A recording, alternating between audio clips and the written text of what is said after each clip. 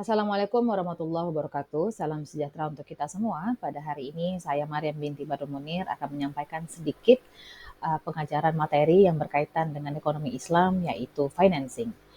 Oke, sedikit bercerita tentang pembiayaan syariah, yaitu konsep yang mengacu pada penyediaan dana oleh lembaga keuangan yang beroperasi sesuai dengan prinsip-prinsip syariah Islam.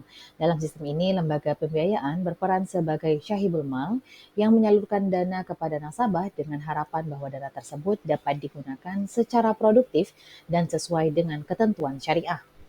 Nah, sedikit bercerita tentang definisi dari ekonomi Islam, di mana ekonomi Islam memang menawarkan banyak alternatif dalam sistem keuangan, di mana yang didasarkan pada prinsip-prinsip moral dan juga etika. Nah, kegiatan pembiayaan ini di dalam sektor ekonomi tentunya terus berkembang di Indonesia dan membuka peluang baru dan juga solusi bagi masyarakat.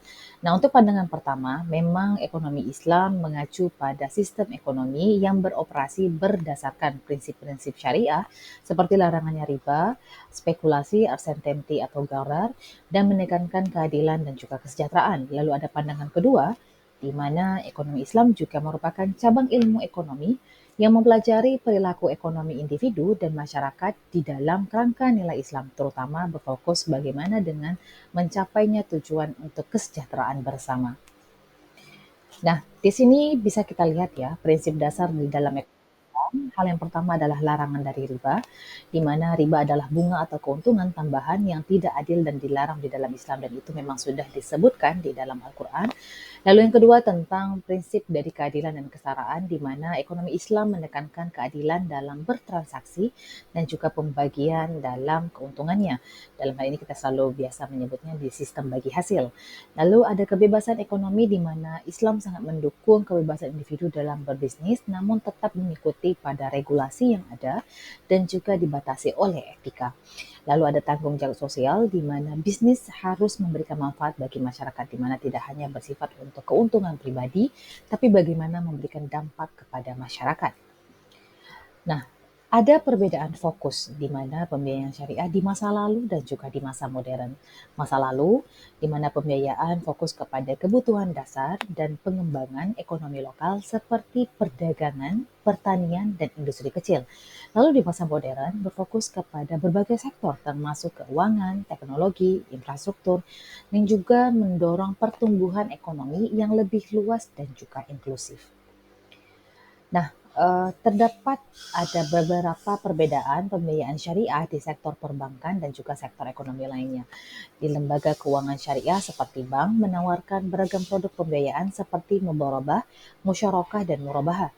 Fokusnya transparansi dan keadilan dalam transaksi keuangan. Lalu untuk sektor ekonomi lainnya, di mana melibatkan melewati lembaga keuangan syariah seperti sektor ekonomi lingkungan, yang melibatkan kegiatan pertanian, peternakan, dan pariwisata yang menerapkan prinsip-prinsip syariah juga di dalam transaksi seperti bagi hasil dan juga zakat.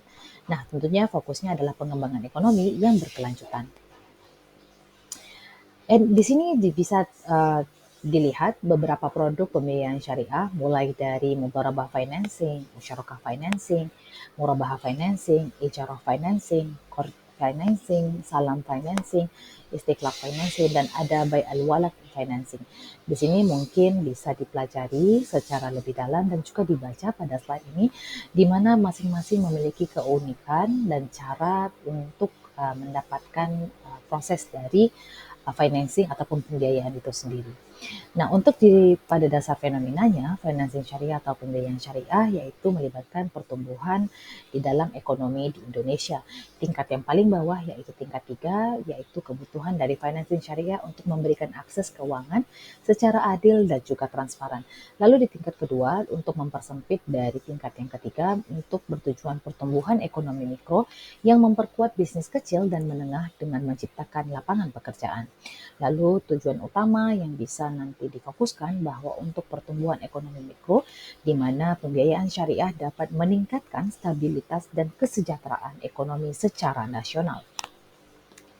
Nah, di dalam produk financing syariah yang bisa membantu pertumbuhan ekonomi pasca dari COVID itu bisa dilihat dari pembiayaan modal kerja seperti membantu usaha kecil dan menengah memperoleh modal untuk operasional, lalu ada pembiayaan properti di mana mendukung pembangunan infrastruktur dan hunian bagi masyarakat, dan yang terakhir ada pembiayaan teknologi di mana pemanfaatan dari digitalisasi dan inovasi di berbagai sektor.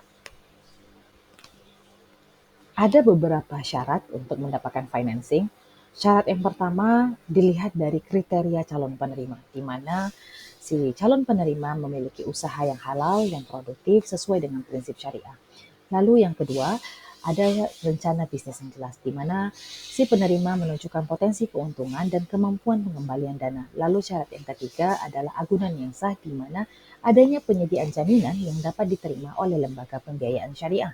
Dan yang terakhir adalah bukti kemampuan keuangan, yang tentunya si calon penerima menunjukkan riwayat keuangan yang baik dan kemampuan untuk melunasi pinjaman. Nah, di dalam pembiayaan ini juga dikenal sebagai perspektif untuk Islamic Green Financing, mengikuti dari tren modernitas dari segi pembiayaan untuk bantuan ekonomi, di mana Islamic Green Financing fokus pada investasi yang berkelanjutan, ramah lingkungan, dan berdampak pada sosial positif.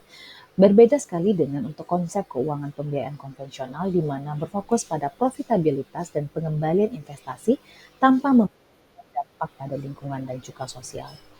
Nah, keuntungan dari menggunakan produk financing syariah tentunya dilihat dari keadilan dan transparansi, yaitu prinsip syariah yang memastikan keadilan dalam transaksi untuk menghindari riba dan spekulasi.